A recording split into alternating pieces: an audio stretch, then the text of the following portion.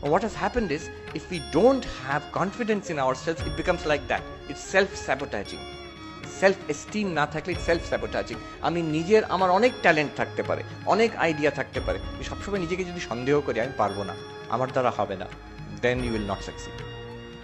It's like ওই দামি গাড়িটা, সব রকম কোয়ালিটি আছে, অ্যাক্সিলারেটর উপরে পা আছে, আবার ব্রেক নিজেকে নিজে ব্রেক দিয়ে দিচ্ছ তুমি, তার থেকে লেস কোয়ালিফাইড, লেস ট্যালেন্টেড একটা ছাত্র হয়তো তোমার থেকে এগিয়ে বেরিয়ে চলে গেল। The difference is in self esteem.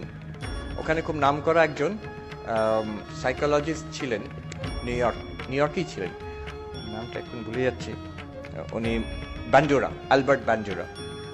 He devised this, he invented this term self-efficacy. It's a new term.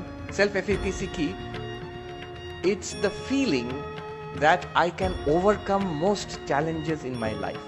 অনেক কিছু তো আমি করেছি, এটাও করে দেখি না, হয়ে যাবে।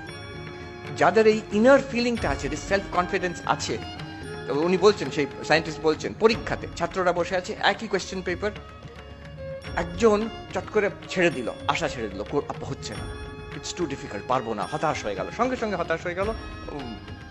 আরেকটি ছেলে, আরেকটি ছাত্র, সে চেষ্টা করে যাচ্ছে, হয়তো ফেল করছে, আবার চেষ্টা করছে, করে দেখি না। এখন who will succeed? Definitely this other person has a much greater probability of সাকসিডিং। যে চেষ্টাই করলো না, সে সাকসিড করার তো জিরো প্রবাবিলিটি। যে চেষ্টা করছে, সে তো কিছু না কিছু জায়গায় সাকসিড করবে। দিস চেষ্টা করার পেছনে, এফার্টের পেছনে, কনফিডেন্সের পেছনে, কনসেন্ট্রেশনের পেছনে, the factor is confidence, self esteem.